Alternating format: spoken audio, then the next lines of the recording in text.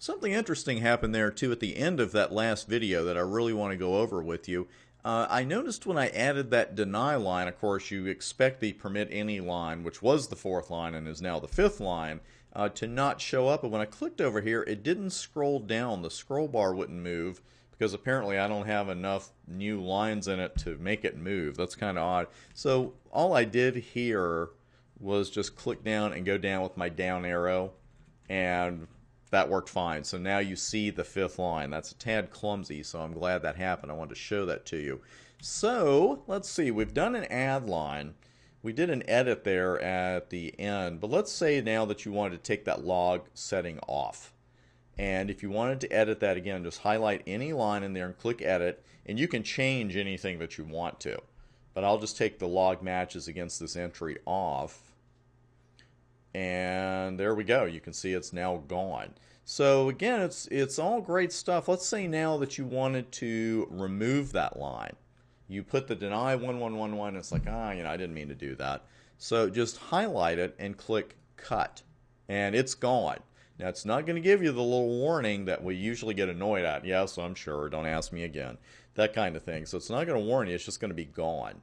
So again, if you want to edit anything on the other line, you just pick Fast Ethernet 01, and you've got to click this for returning traffic because that's the way the ACL is being applied.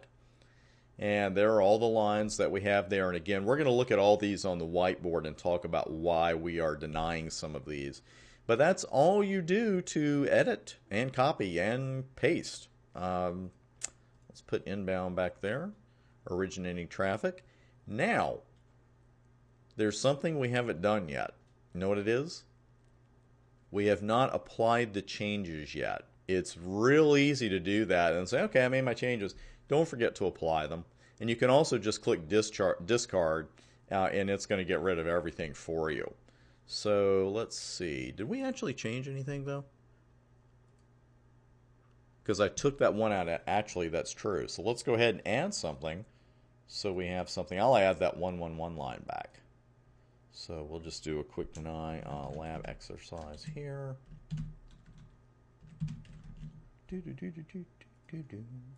We'll do a host address again of 1111. That's true. It didn't have any changes to save because I removed that one. And there we go. So now let's do a quick apply changes. And there we go. And you can see that it's got a couple of remarks it's adding and another deny. It's really just applying the entire ACL 100 again. And we'll just go ahead and deliver that.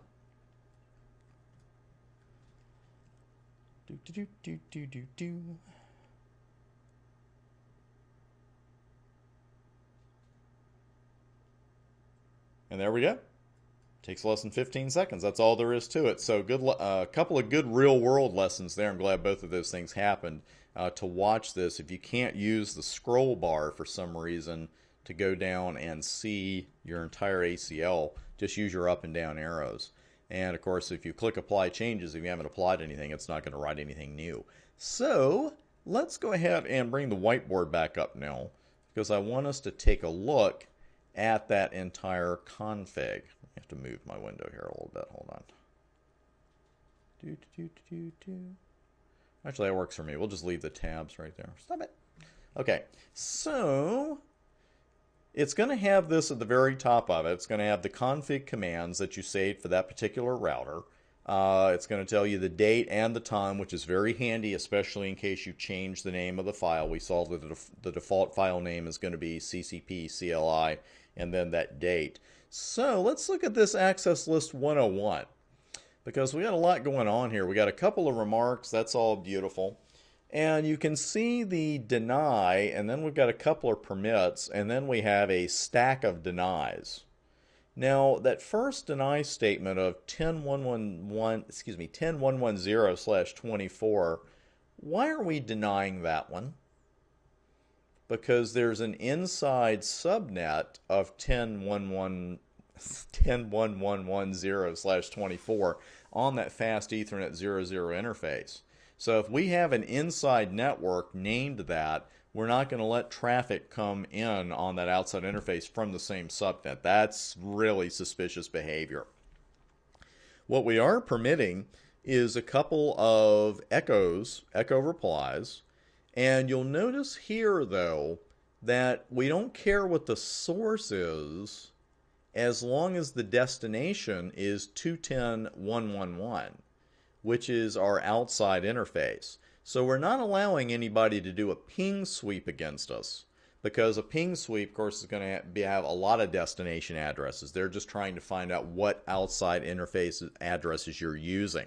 So in this particular case, we are allowing ping replies, time exceeded, and unreachable messages from any source as long as the destination is 210.111. So that helps us with our troubleshooting in case we need to ping that outside interface as well. So that's why we're permitting those particular three replies now, or those three particular ICMP messages. Now look at all these denies. These three denies should look awfully familiar to you. And you recognize these, right? These are the RFC private address ranges. We've got 10.0.0/8, 172.16.0.0/ what? Remember that one? It's 12, it's not 16. And you can see the resulting wildcard mask. And then the Class C private address range, which is 192.168.0.0/16. So we're denying those as addresses of any kind, source addresses. See, because we've got here's the source address that we're denying, and here's the destination. So we don't care what the destination is. If they are sourced from the Class A, B, and C reserved address ranges, we don't want anything to do with them. We don't want them in our network. This one should look familiar as well, the 127.0.0.0. That's our loopback address range. We are also denying the source addresses of 255, 255, 255, 255, and we're also denying the source IP address of all zeros. So this is an excellent starter kit, if you will, for what you're denying. Because from top to bottom again, you're denying traffic sourced from a subnet that you're already using on the inside of your network. You're denying that.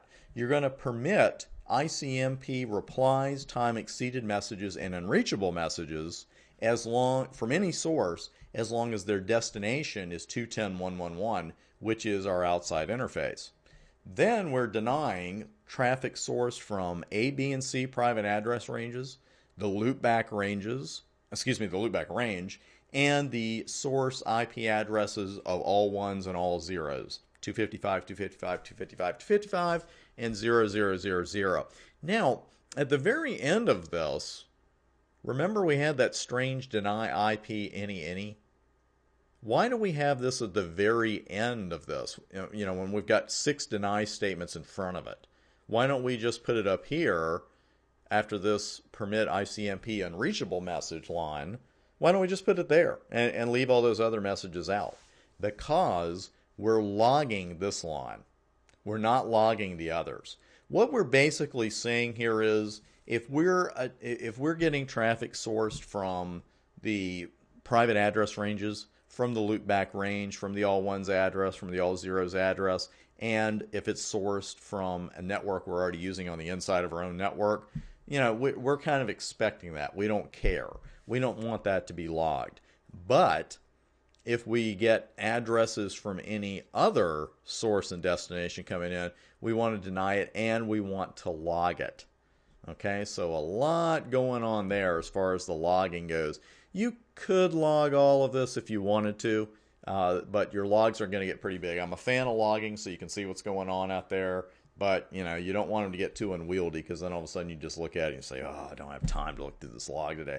And if you're not looking through the logs, you shouldn't be keeping them. So that's what we're stopping there and logging as far as that one ACL goes, ACL 101. Now 100 you could see is a lot smaller, and what we're denying here is traffic sourced from 210.110/24 any destination because we're using that subnet on the outside interface.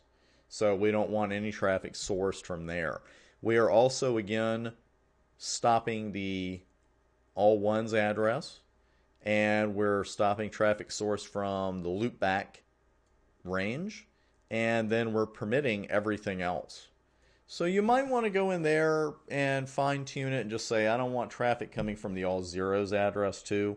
You know, again, this is a starter kit. It's not something where you just put it in line and just forget about it. We know we've got to fine tune it. So we've got a lot of IP inspect rules here going on. And again, notice the low here. That means that you're using the lowest of the 3 pre-configured policies, inspection policies, because there's a low one, a medium one, and a high one.